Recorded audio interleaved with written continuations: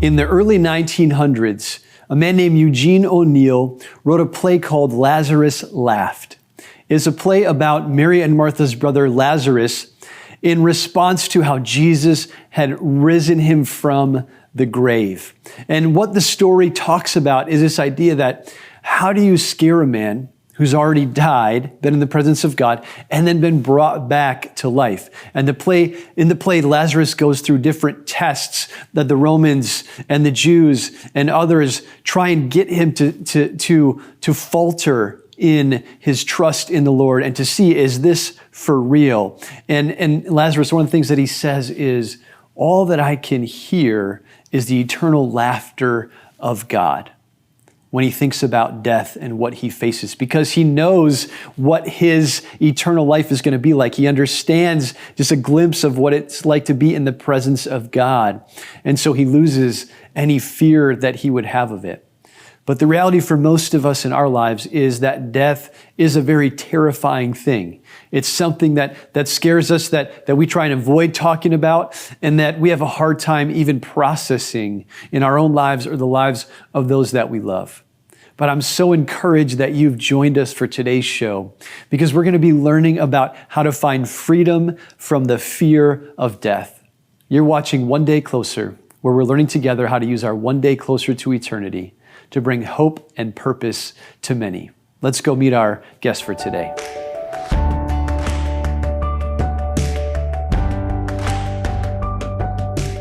We're here today with John Groth, a professor at University of Delaware, to talk about how to find freedom from the fear of death. So John, thanks so much for being here. A brother, a friend, you're on staff with me with Priority One, so we're doing men's ministry together. And then also, God's given you such an incredible avenue to speak into the lives of college students. So thanks for being here, and I look forward to hearing more about it. Good to be here. Thank you. Great. So tell me a little bit about your history and how you came to become a professor. Well, and technically I'm an adjunct. Okay. I always emphasize that to my students. I go, don't ever call me professor. In fact, I make them call me John. Can't you be called an adjunct professor? It's too long. But how I got there was through my daughter, whose best friend's dad was the head of the department. Mm-hmm. Back then it was called Behavioral Health and Nutrition. And she was over his house visiting her friend all the time and telling him, the professor, now and then about her dad, mm-hmm. who, Air Force chaplain, had been medically retired with PTSD and depression because of my 8 years of working in the mortuary. And so one day she came home and said, hey, Kelly's dad would like you to come in and give a lecture on PTSD to one of his graduate classes. Okay. And that morning, I agreed to do that. And that morning, as I'm getting ready to go in, my wife says, oh, you're going to be a visiting lecturer today. And I said, no, I'm going in for an adjunct interview. They just because if he likes me, he's hiring me. And wow, he did. Wow, that's great. Yeah. And so you've, just the reality of death in your time as a chaplain was right in front of your face, and you've experienced it in a way that most haven't. Yeah, and of course, I'm an ordained minister, a pastor. Mm-hmm. That's how you become a chaplain. But doing funerals and whatnot, and death, the fact that people go through it in the church setting, what you normally see typically will be the normal life cycle of older people dying. Yeah. Once in a while, you get a young person, or you get what we call an untimely death. There is such a thing as a good death, and everybody will agree. Someone's really old, had a full life, suffering ended, and whatnot.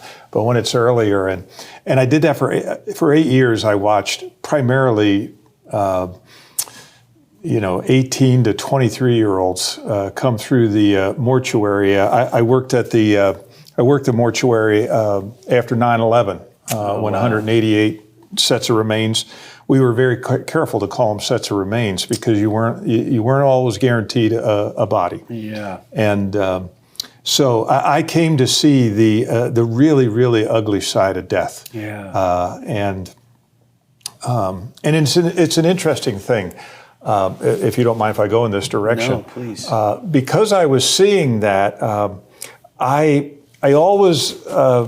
came to Christ when I was 16 years old, and I have always believed I'm going to heaven. I've got no problem with that. If people go, oh, at least I woke up today, and I go, yeah, but the day you don't, it's fantastic, But to deal with death itself, if we don't deal well with it,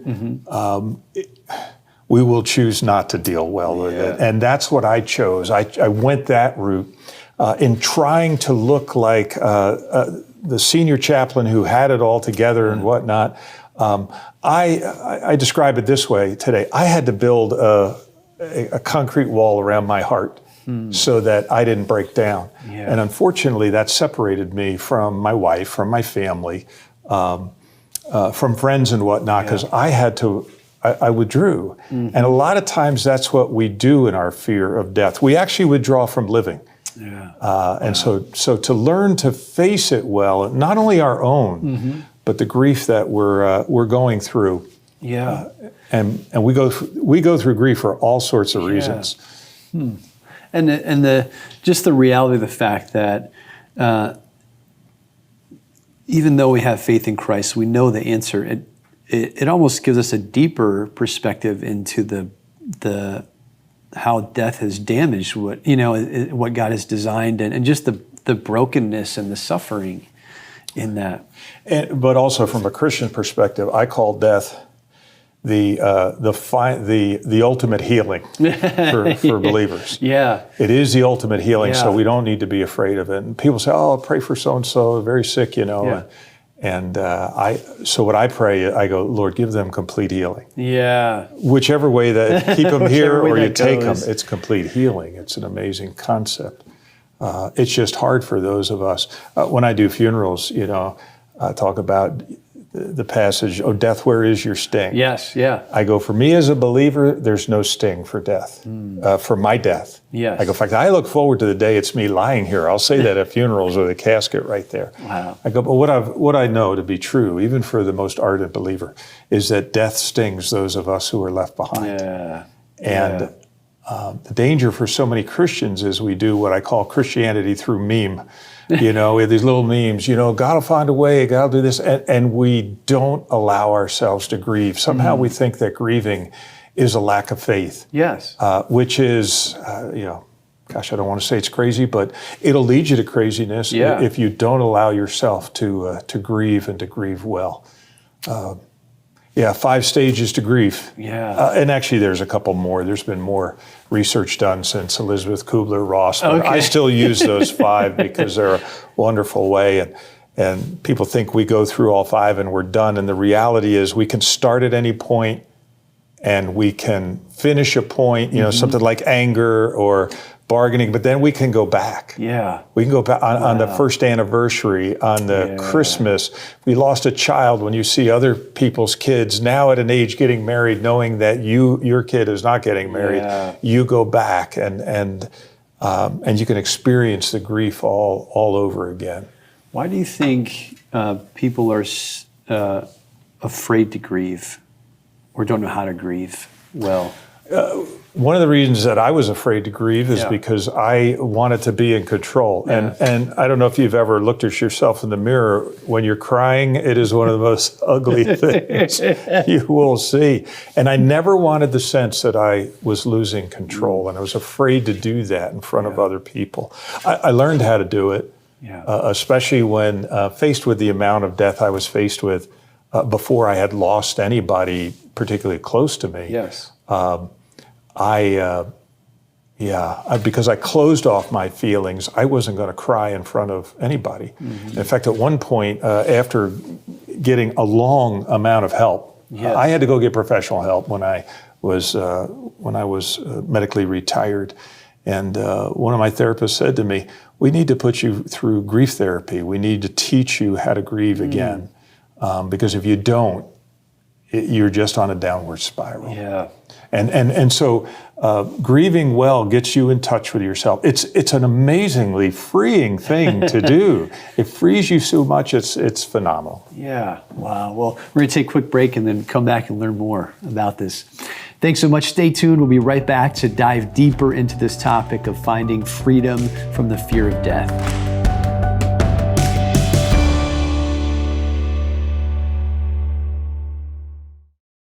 Watch Lighthouse TV wherever you go. Available on Roku, Amazon Fire TV, and Apple TV. Search Lighthouse TV online on your streaming device or go to our website, lighthousetv.org, for more information.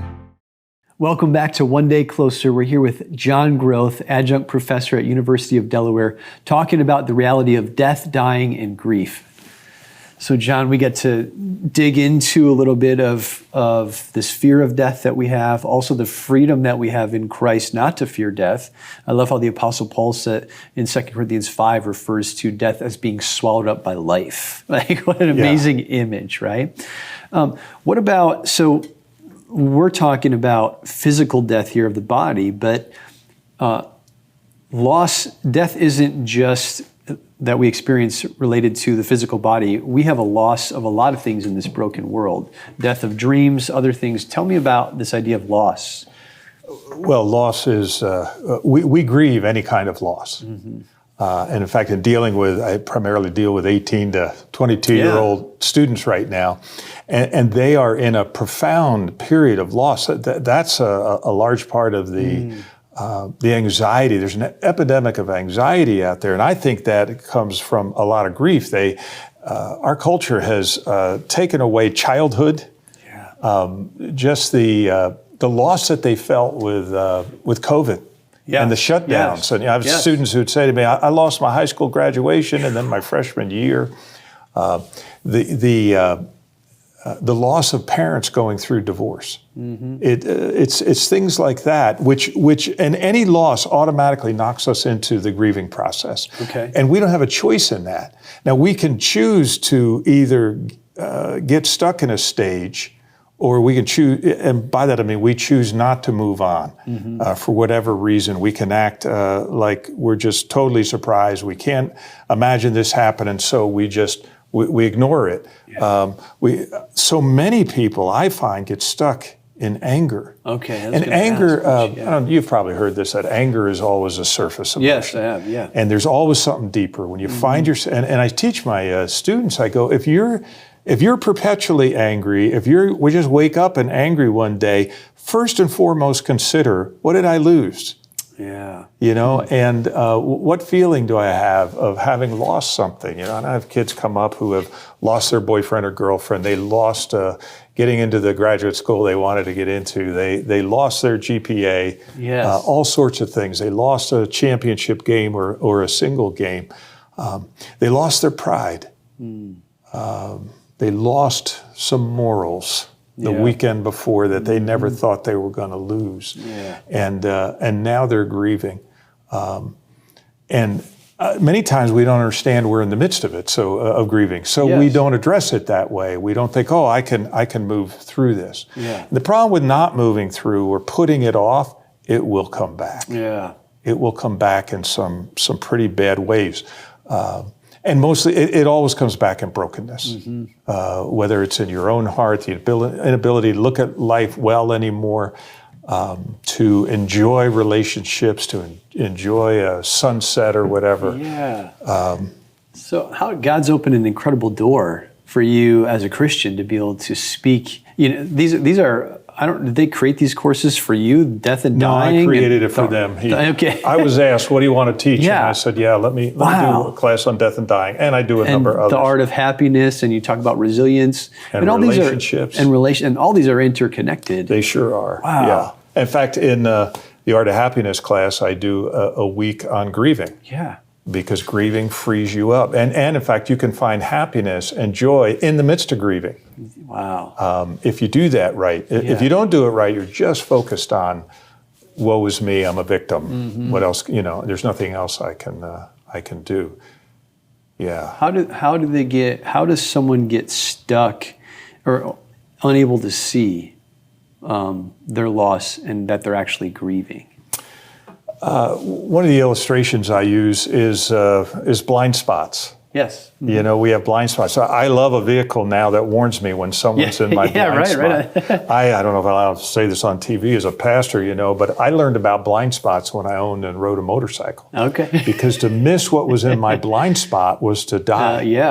And so we have blind spots in our lives, things that we either can't see or we've chosen not to see. And so this is where it becomes so essential to go and talk to somebody. Yes. Whether it's and I have students come to me. I don't offer counseling. I am not a counselor.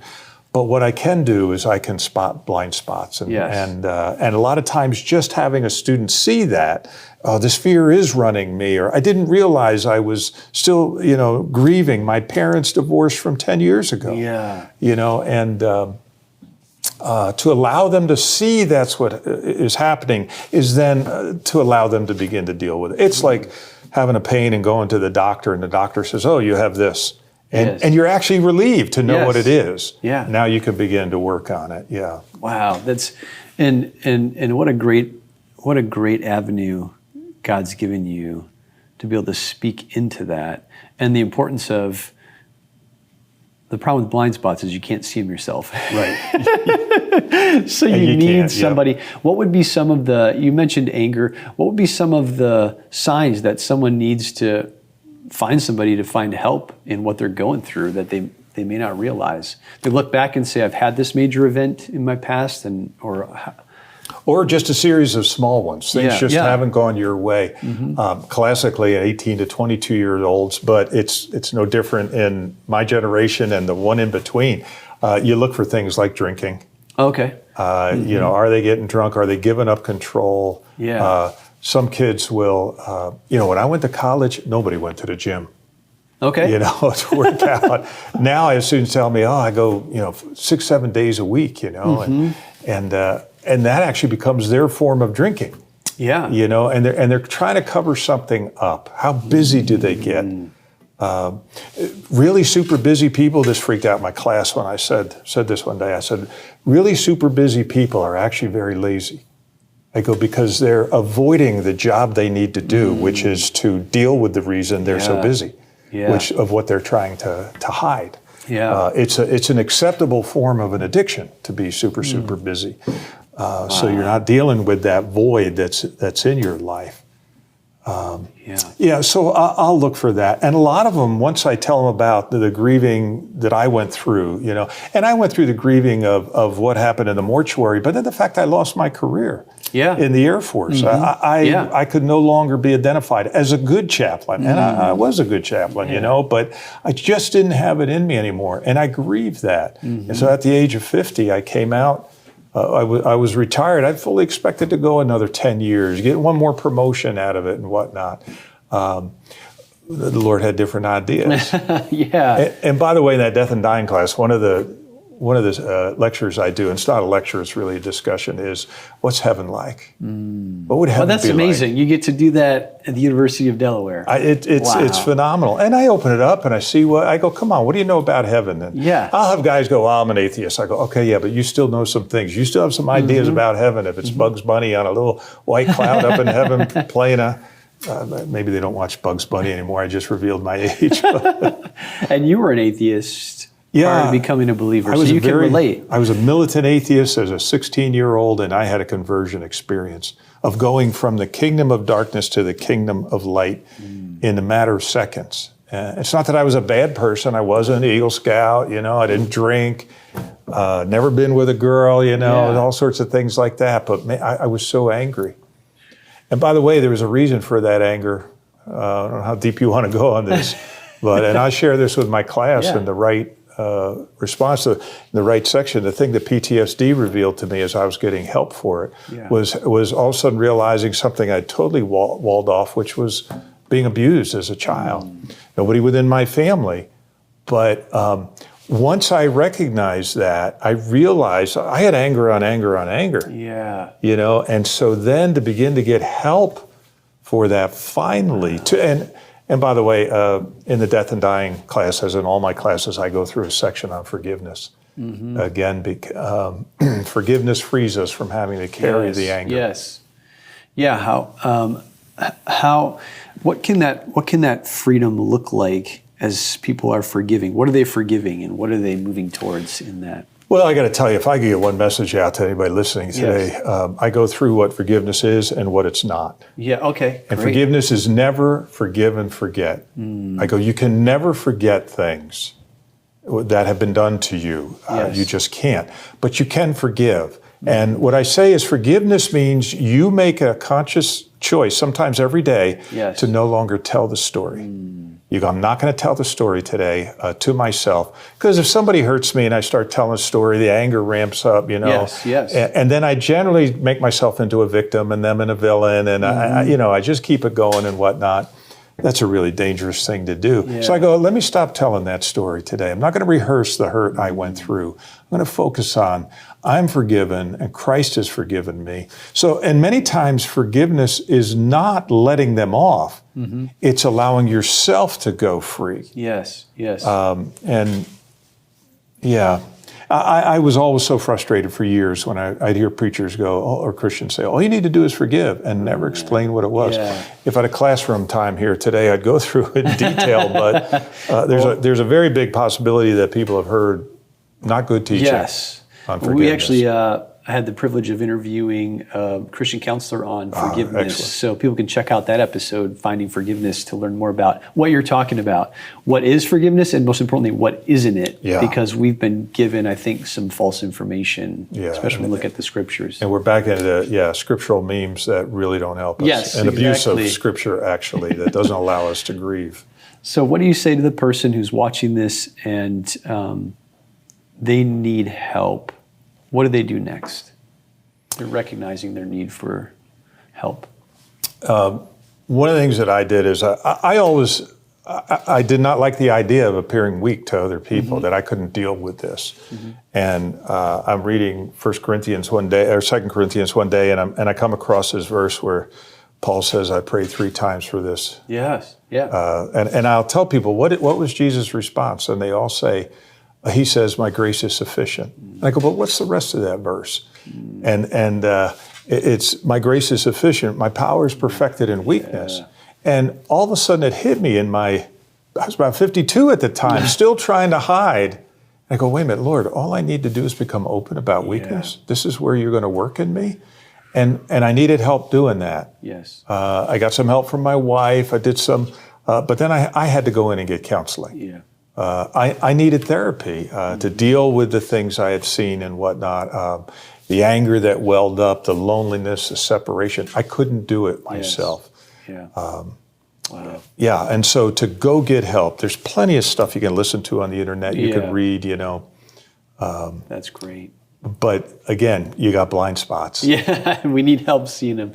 Well, time is up. It's been so great, John. Thank you very much for sharing with us. Stay tuned. We're going to come back and talk about how we can apply this to our lives.